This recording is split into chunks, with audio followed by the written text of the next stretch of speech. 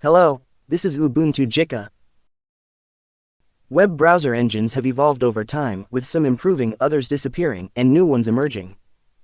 Currently, the Gecko, Webkit, and Blink engines are the most widely used. While various web browsers are based on these engines, virtually all current browsers utilize the Chromium-based Blink engine. From a developer's perspective, this has reduced concerns regarding compatibility. However, from the standpoint of the web, where diversity must be respected, voices of concern are also growing. I believe that browsers like Firefox, which uses the Gecko engine, and Safari, which uses the Webkit engine, play a complementary role in preventing the rigidity of the web ecosystem and security risks that could arise from the monopoly and uniformity of the Blink engine. If you are a web application developer, while you cannot install and test every single web browser, you need at least one of each browser utilizing the Gecko, Webkit, and Blink engines. You might assume that a WebKit-based browser is only available on macOS Safari, but Ubuntu also has Epiphany, which is implemented using the WebKit engine. Developing web applications on Ubuntu offers the advantage of being able to test every possible environment on its own. Ubuntu's default web browser is Firefox. Firefox uses the Gecko engine. Among web browsers using the Blink engine, I will install Chrome. You can download the deb file for Chrome installation from the Google website.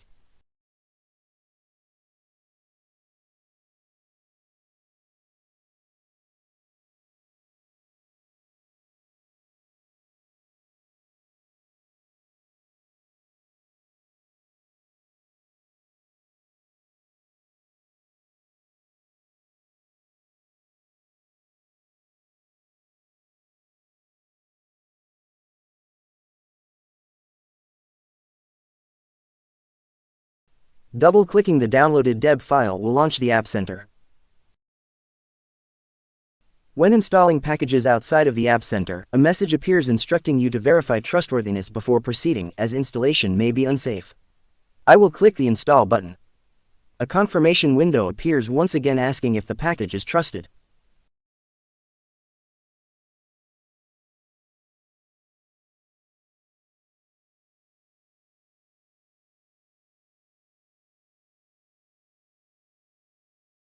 I will also install Epiphany, which is based on the Webkit engine.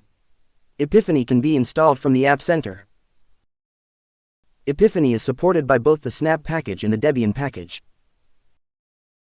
Since the Snap package has issues with broken Korean or Japanese characters and does not properly reflect recent updates, it is recommended to install the Debian package. While the App Center maintains the Snap package well, images for the Debian package are often missing. The Epiphany execution screen is also missing, so I will show you a screenshot from the GNOME app site instead. The latest version of Epiphany must be installed using Flatpak.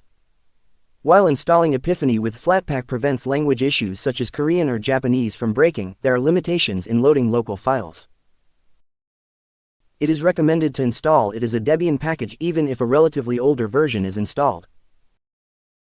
Now, web browsers based on the three major web browser engines are all ready. I will pin Chrome to the dock. You can pin it to the dock by dragging it with your mouse from the Applications menu. I will launch Epiphany directly without pinning it to the dock. It asks if I want to set it as the default browser. I will select No. You can also pin it to the dock by right-clicking the dock icon where running applications are displayed and selecting from the Context menu option. It will also be pinned to the dock if you drag it with your mouse to move it to your desired location. I will now access the Ubuntu Gicha site.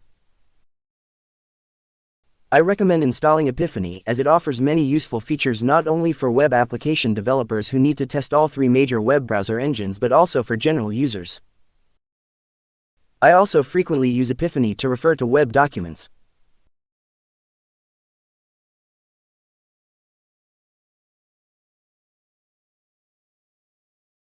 Since Epiphany supports a responsive UI, reducing the width causes the menus to drop down, much like mobile Safari. It is a structure well suited for reference when the browser size is reduced. I will close Epiphany while connected to the Ubuntu Gicha site and restart it.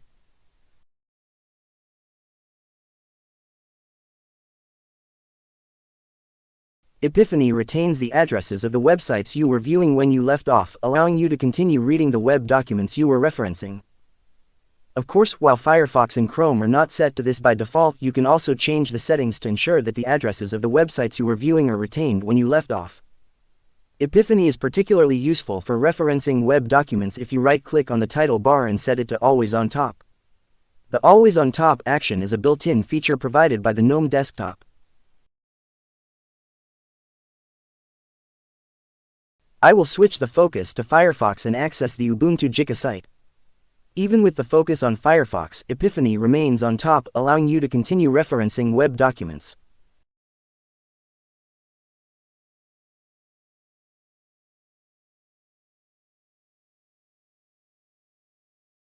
I will disable the Always on Top setting in Epiphany.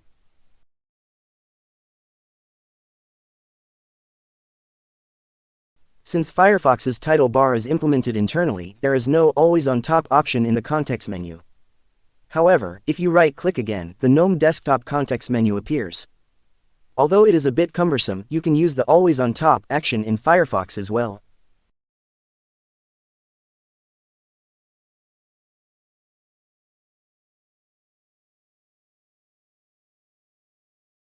I will launch Chrome. It asks whether to set it as the default browser and to automatically send usage statistics and crash reports to Google.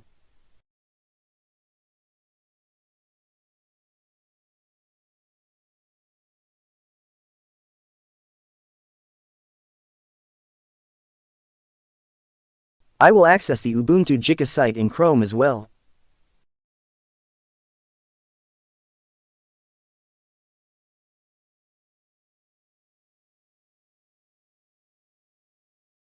Since browsers on the Blink engine also implement their own title bars, there is no Always on Top option in the context menu. Even if you right-click again, you cannot use the GNOME desktop context menu. Although I've installed web browsers representing the three major browser engines, Edge actually has a higher market share than Firefox. Edge can also be installed on Ubuntu. Even for developers who intend to consider Edge users, the need is not strongly felt because it uses the same Blink engine as Chrome. Unless there is an intention to use services like Copilot's AI, general users will also likely not feel the need for it. Personally, I recommend Zen browser over Edge. Rather than simply adding another web browser that uses the same Blink engine found in most, Zen offers the distinct advantage of using the Gecko engine, which is typically only used in Firefox. Its UI is also unique and convenient, and it will allow developers to broaden their perspective on UI design. Although Zen browser can be found in Snap packages, installing it via Snap is not recommended. It often runs poorly and is unstable. You must install it using Flatpak.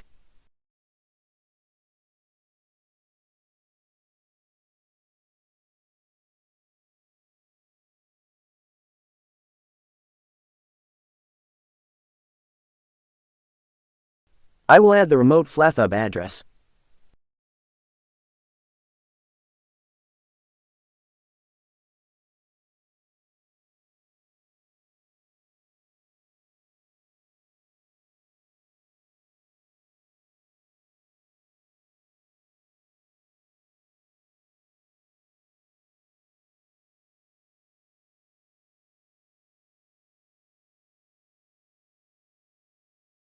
To install applications using Flatpak, you need to work in a CLI environment. However, I will install GNOME software to enable Flatpak application installation in a GUI environment as well. You also need to install a plugin within GNOME software to allow package installation via Flatpak.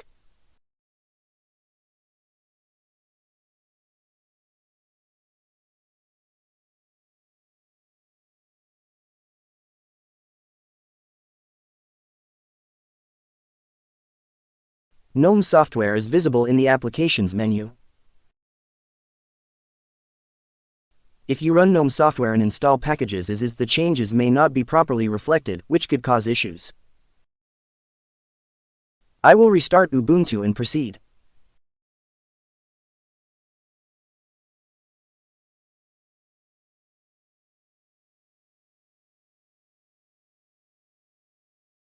I will launch GNOME software.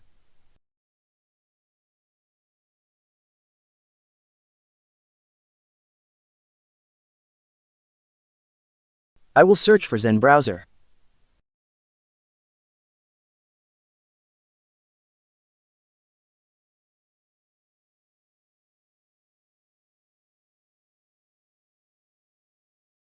Clicking the install button will install Zen browser from FlatHub.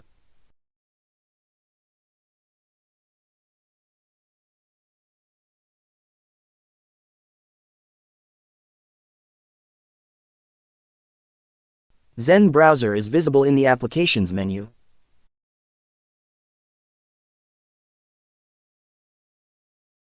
I will pin it to the dock.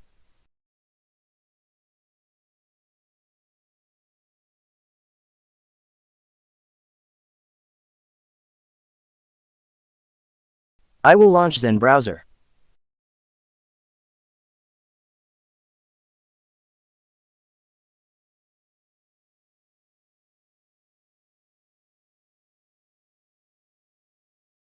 It asks if I want to set it as the default browser, but I will skip this.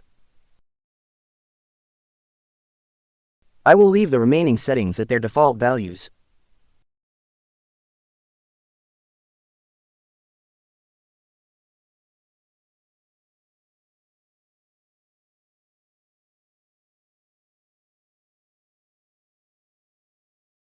The default layout is only sidebar, where the URL input box and tabs are all located in the left sidebar. The title bar is automatically hidden, but it becomes visible when you move the mouse to the top. Zen browser features a minimalist UI that allows you to focus on the document you are accessing in a calm and undisturbed manner.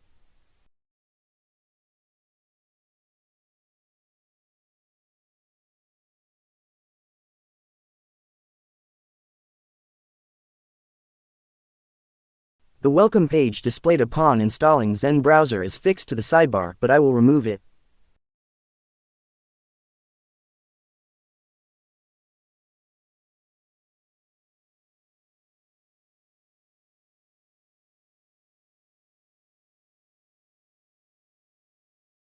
I will now access the Ubuntu Gicha site.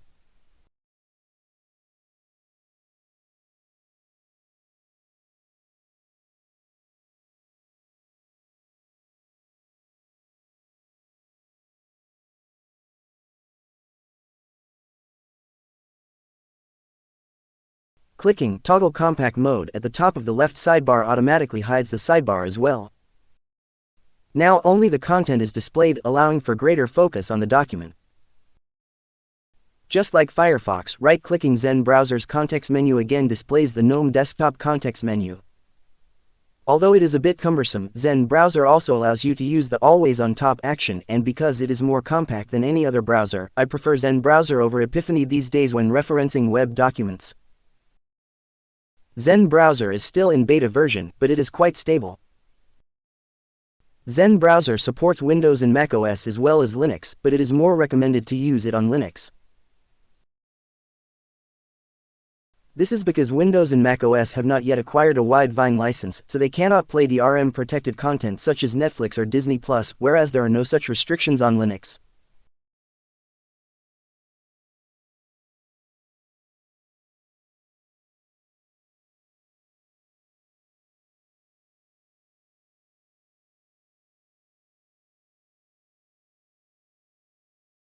Almost all web browsers do not properly support generic font families. Since vendors have largely neglected to improve this and are leaving it unaddressed, there are no signs of a resolution, so I am bringing this issue to public attention. Let's look at the source code of a page that demonstrates the output of generic font families. The Zen browser supports split view. Let's look at the HTML page and the page source side by side. Recently, Chrome has also started supporting split view, so it is no longer a feature unique to the Zen browser. This is one example of why there needs to be a variety of engines in browsers. I briefly veered off into a side note explaining why split view and engine diversity are necessary, but let's return to the topic of generic font families. English displays serif and sans serif correctly, but non-English languages like Korean and Japanese fail to distinguish between them and display everything as sans serif. Because the OS is English, only English displays generic font families correctly. However, if the OS were Korean, almost all browsers would display Korean generic font families correctly as well. In other words, while characters of a specific language are displayed correctly using generic font families in that language environment, characters of other languages are not displayed correctly in an English environment.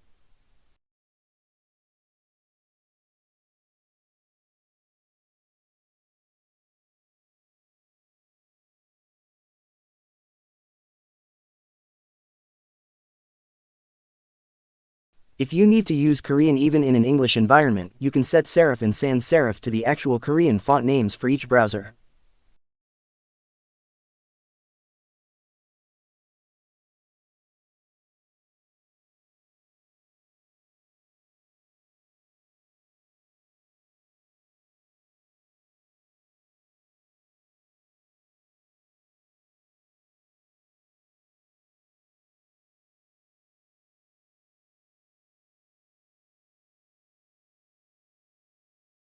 You can also configure it so that the addresses of the visited sites are retained when leaving off, similar to Webkit. Instead of expanding the sidebar and clicking the desired tab, you can move between tabs simply by pressing page up or page down while holding down Control. Now, the generic font families for Korean and Japanese are displayed correctly. Thank you for watching.